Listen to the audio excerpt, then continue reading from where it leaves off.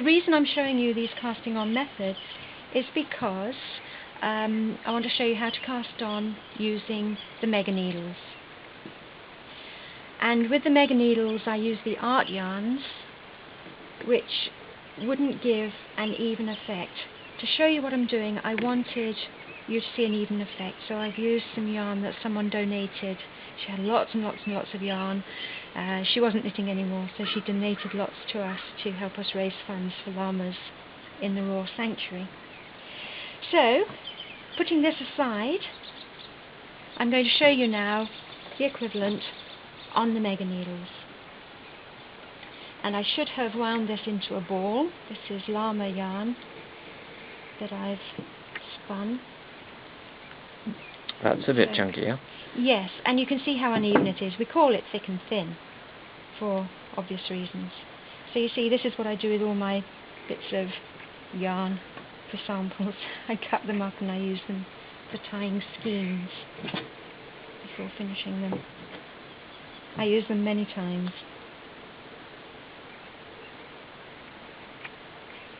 You recognise this? This is the sweater I knitted you years and years and years and years ago. Right, so find an end.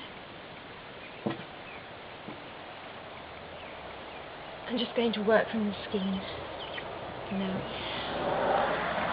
One reason I might not want to use a long tail with this yarn is because this is very precious yarn. There's a lot of work goes into it. Right, okay. You know, you clean it to start with, and then you hand it to me for the next cleaning process.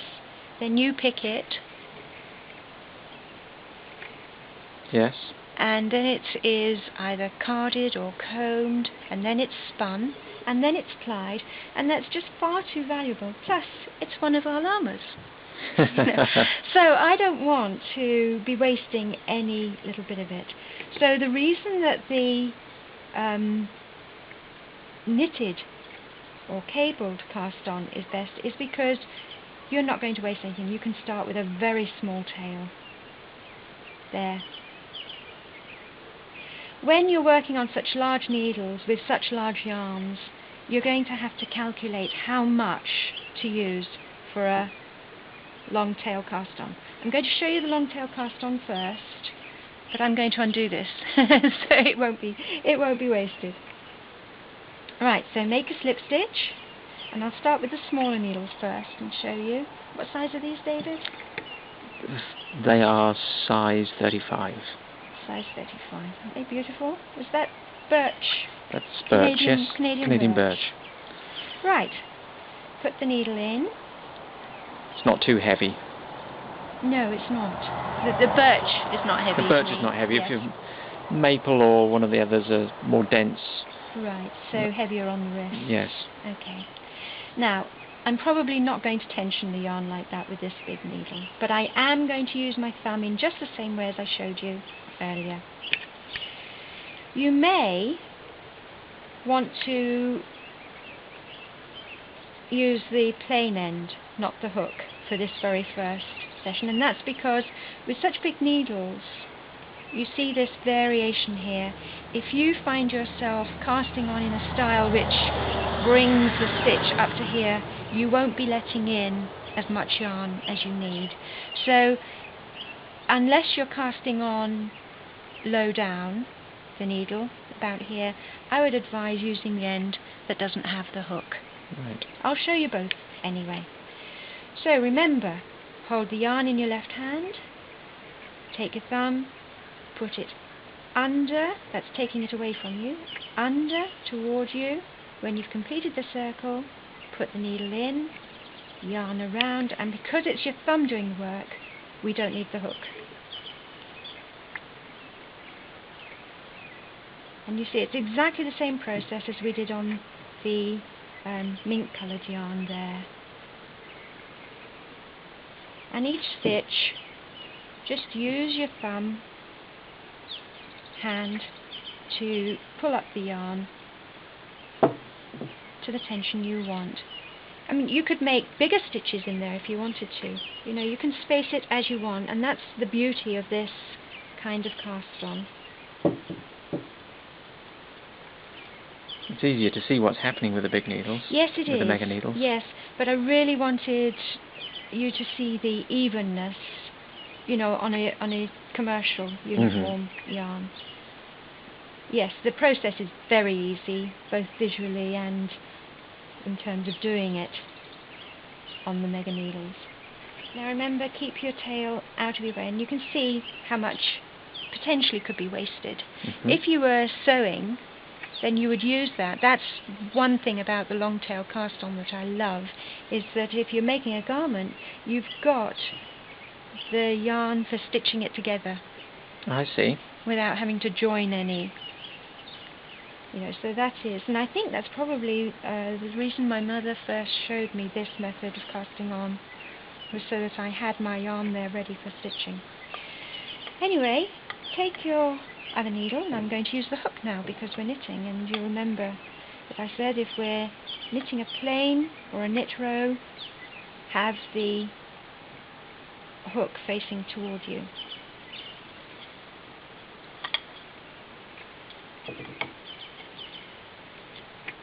That was on the introduction to mega knitting, wasn't it? That's right, yes.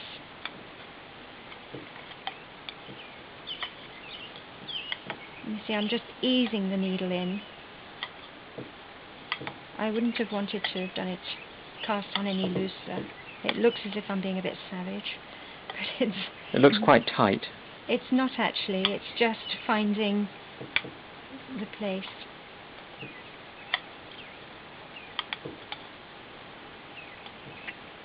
Already I can see the hook coming into effect. Oh, absolutely, yes. And you know, when we were doing the introduction to mega knitting, you asked why, if hooks are make it so easy, why aren't they used all the time or elsewhere? I can't remember exactly what you asked. And I thought afterwards, of course they are. It's hooks on needles that enabled industrialization, isn't it? That one's tight. That's my slip knot. I pulled that too tight. Knitting machines. Knitting machines have hooked needles, yes they do. Yes, they do, yes. It's so long since I've used either of my knitting machines that I completely forgot about it. Look, I missed that bit when I was spinning. Not some hay. Yes, some hay. Right, now turn the other needle. I'm going to purl, so face the needle away.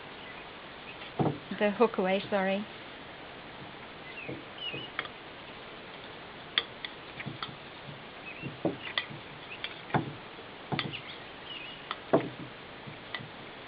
And as you indicated, I'm using my thumb there. To open the stitch? Yes.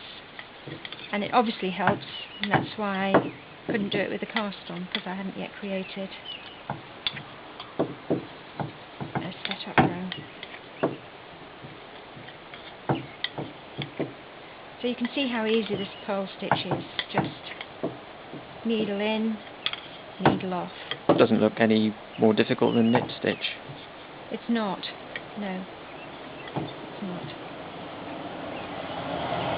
So there we are. There's the long tail cast on. Here's my tail here, which will come in handy for stitching if I were... And you see why I wanted to use a commercial yarn to show you, because of the variation in these art yarns. It's thick and thin, but it creates a nice stretchy edge. No problem that that's going to be tight. What you don't want is a tight cast on, and as you knit, your looser knitting creates an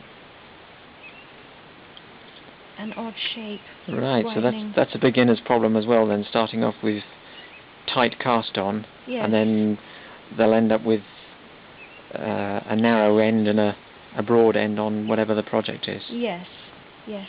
You want it to be uniform, absolutely uniform. So that's the long tail cast on. Let me slip those off and show you the cable cast on.